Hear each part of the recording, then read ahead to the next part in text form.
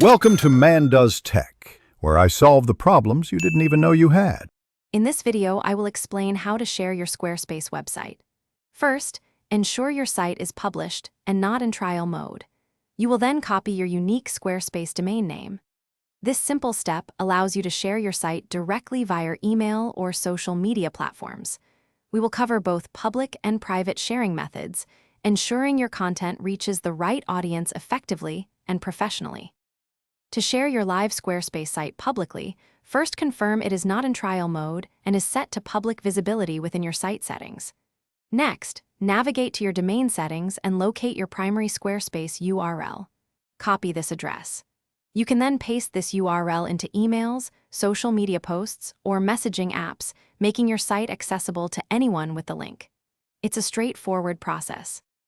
When your Squarespace site is still under construction, you can invite collaborators to provide feedback or make edits. Go to your permissions panel and add new contributors, assigning them specific roles like administrator or editor.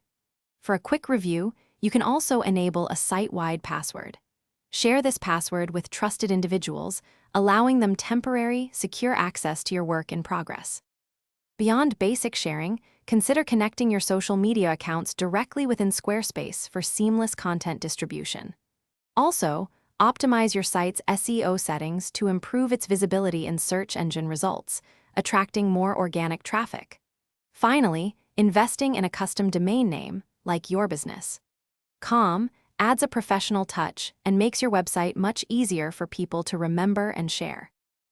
Thanks for watching. If you found this helpful, don't forget to like and subscribe.